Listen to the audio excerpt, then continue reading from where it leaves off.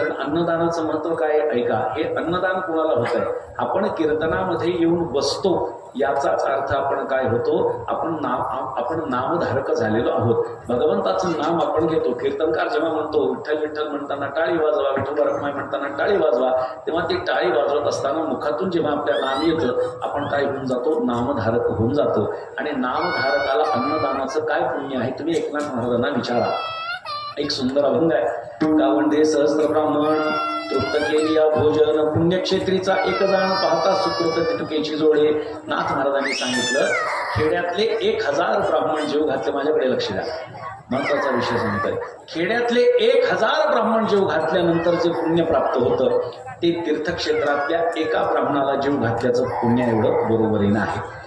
तीर्थक्षेत्रातले 1000 ब्राह्मण जेव घातले तर एका वेदपाठकाला जेव घातल्याचं पुण्य प्राप्त होतं.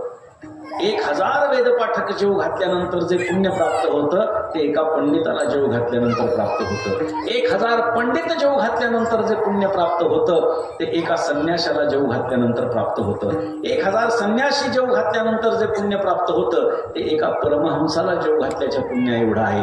1000 परमहंस जेव घातले त्यानंतर जे पुण्य प्राप्त होतं त्यानं एक ब्रह्मवेत्ता तृप्त होत असतो. आणि ब्रह्मवित ब्रह्मैव भवती असं एक वचन आहे. म्हणजे ब्रह्मवेत्ता हा स्वतः ब्रह्म आहे, म्हणजे स्वतः परमात्मा आहे. ब्रह्मजानाती ब्राह्मण असं ब्राह्मणाचं वर्णन केलेलं आहे. तसं इथे काय सांगितलेलं आहे, ब्रह्मवित ब्रह्मैव भवती. जो ब्रह्मवेत्ता आहे तो स्वतः ब्रह्म आहे. आणि एक ब्रह्मवेत्ता जेवला, नाथ महाराज म्हणतात हरी आणि हर तृप्त होतात. बरं का, हरी आणि हर म्हणजे महाविष्णू आणि महादेव हे कधी तृप्त होतात? एका ब्रह्मवेत्याला जेव घातलं तर. म्हणजे एका मुक्त कोटीतल्या महात्म्याला जेव घातलं तर विष्णू आणि काय महादेव हे दोघंही काय होतात, समाधानी होतात, तृप्त होतात. नाथ महाराज म्हणतात ऐसे व्यक्ती अपरंपार नये नामधारका बरोबर. असे अपरंपार ब्रह्मवेत्ते जरी घातले तरी एका नामधारकाची ते बरोबरी करू शकत नाही. एवढं नामधारकाला अन्नदानाचं पुण्य नाथ महाराजांनी सांगितलंय.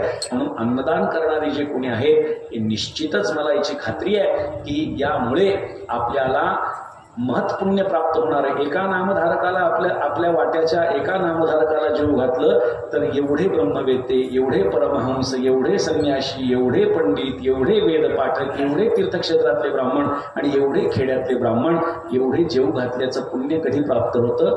एका नामधारकाला जीव घातल्यानंतर. त्यामुळे ज्यांनी अन्नदान केलंय निश्चितपणे त्यांना हे पुण्य प्राप्त होणार आहे.